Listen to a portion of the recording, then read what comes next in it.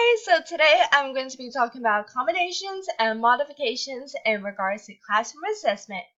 I'm going to be talking about the similarities, differences, and I do have some examples pulled from resources that I'm going to use in this PowerPoint. So for accommodation, let's think about it in perspective. When we accommodate a student during a classroom assessment, we change how that student learns the material. So in the process that the student learns the material or completes the assessment, we're going to change how they will. So some examples would be as teachers, we can provide more time for the child to learn or complete the assessment. We can underline or highlight specific words that the child needs to focus on. We can also move them to a different location in the room or to another room so that way that child feels more comfortable in taking the assessment.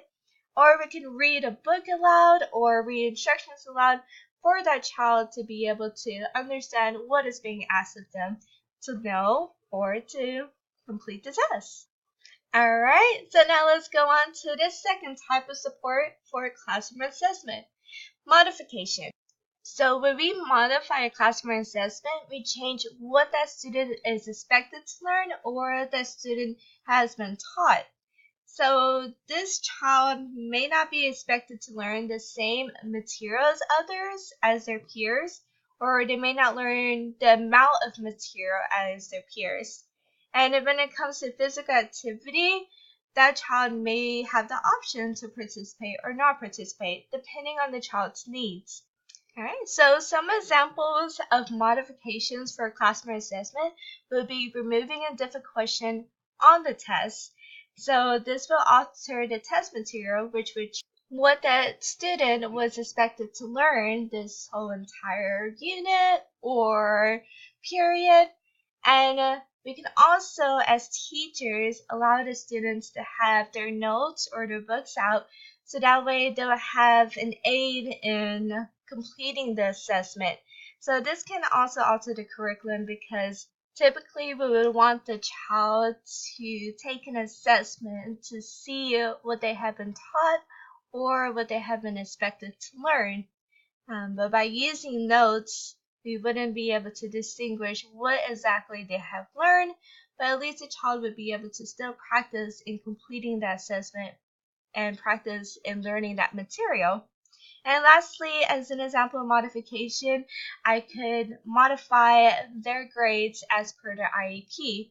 Alright, now that we have talked about the two types of supports for classroom assessment, let's just break it down and recap. So for accommodations, they can help kids learn the same material and meet the same expectations as their classmates, but they can do so in different ways. And as for modifications, they can help kids who are far behind their peers, which would change what and how much they will learn based on their needs. So, long story short, whether a child receives accommodations or modifications, both of these supports would benefit the child in meeting his or her needs to progress in his or her learning. Now, as for an example of one of my assessments that I've created this semester, here's my standard, here are my objectives that I expect the student to learn, and here is the assessment that I would have a child do in my classroom. And I also provided an example for an answer and the rubric that I expect the child to be able to complete. Now, for children who have learning disabilities, this is what I can do for that particular assessment. This one. Here are some examples that I could accommodate that student with a learning disability. I can allow extra time for that child to complete the test. I could read the instructions orally so that way the child would be able to understand, or I could also describe the instructions in a way the child would be able to understand and how to complete the assessment. I could pull the child into a small group or move the child to a different location to remove any distractions. Maybe the child needs to have a clear, quiet space for them to complete the assessment. And I can also create the assessment with larger print. Alright, and then now let's go on to another student. So this other student, if they were an English language learner or a student whose native language isn't English, I could accommodate that student during this assessment by again reading the instructions out loud, or maybe reading the instructions in their language. I could also describe the assessment and how they should complete the assessment by using simpler or meaningful terms that they connect with. I could provide a copy of the assessment in the child's native language in case they are able to read it. Using visual cues such as the flower that I had on my original assessment test, that will let them know, oh, we're talking about plants and not animals. I can also allow for extra time for that child to complete the assessment.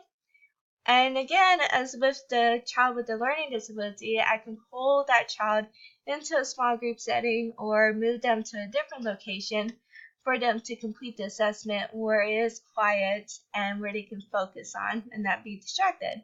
Well, I hope you enjoyed this long overdue and long recording of my accommodations and modifications PowerPoint. Here are the references that the sources that I use for this PowerPoint in case you would like to go look up the information yourself. And to end on a positive note, let's refer back to the first slide. I included my professor's quote in our discussion, and it says that as teachers, we know that all students learn and develop at different rates. Sometimes, due to individual differences, accommodations or modifications are necessary in assessment. So it's all about helping our students learn and meeting their needs. Thank you for watching.